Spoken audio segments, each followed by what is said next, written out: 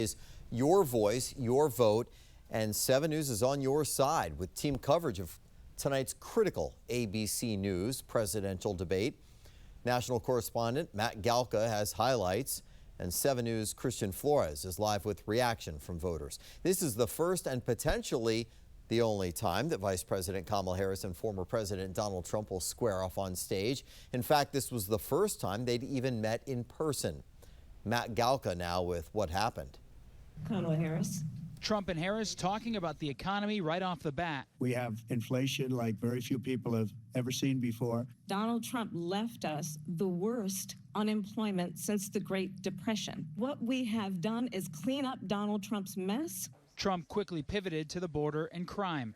They are taking over the towns. They're taking over buildings. These are the people that she and Biden led into our country, and they're destroying our country. With the vice president trying to paint the former president as an authoritarian looking to take rights away. You're going to hear from the same old tired playbook, a bunch of lies, grievances, and name calling. And I have nothing to do with Project 2025.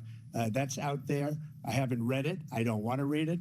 The abortion debate also dominated the conversation, with both candidates saying they're the right choice for women's rights in the country. Now both candidates will be heading to 9/11 remembrance events on Wednesday before hitting crucial swing states. Donald Trump will be in Arizona and Las Vegas at the end of the week, and Kamala Harris will go to North Carolina before heading back to Pennsylvania to round out the week. Reporting in Philadelphia, I'm Matt Galka. One of the standout moments tonight came as Trump was talking about immigration and the town of Springfield, Ohio. Take a listen. In Springfield, they're eating the dogs, the people that came in. They're eating the cats. They're eating the pets of the people that live there. And this is what's happening in our country. Now, debate moderators addressed Trump's claims, saying city officials in Springfield have stated that there is no evidence of that happening. 7 News' Christian Flores is live in Northeast, speaking with voters on both sides of the aisle tonight. Christian, what was the reaction to the debate?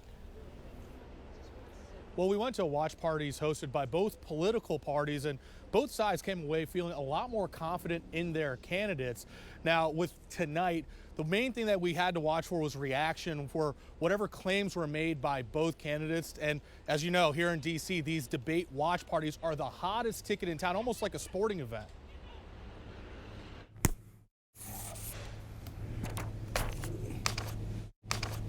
Much like the Rocky boxing movie franchise, many of us expected a knock-'em-down, drag-'em-out battle between President Joe Biden and former President Donald Trump in Philadelphia.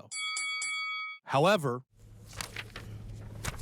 after President Biden dropped out of the race, Vice President Kamala Harris, now the Democratic candidate for president, is debating Trump for the first time. So we went to watch parties held by both political parties to see what they were expecting. What will the candidates say about the authority to secure the border? Economics ones are very important to me, primarily homeownership and what can be done to get more Americans in primary residences and take pride in their own community. Economy, reproductive health, abortion rights, and the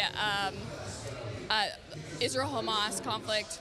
At least this debate, we're getting a lot more of the actual policy issues, and we're getting more concise discussions. They're not interrupting each other very often. Watch party attendees hung on to every word. And both sides had key takeaways from the evening. Is doing his best. I think there's always an opportunity to Monday morning quarterback. I could not do better. It's a lot different than the last debate, for sure. Slightly more professional, I think, from both candidates. There's only one more scheduled debate after tonight, but that's between the vice presidential candidates. The camps for both Harris and Trump are still working out the details for a potential second debate. Reporting live in Northeast D.C., Christian Flores, 7 News. Christian, thank you. And in this election, the person who matters most is you. That's why I want to know how you feel after tonight's debate. Are you all in for Trump, or does Harris have your support? Were these 2 hours enough for you to switch your vote?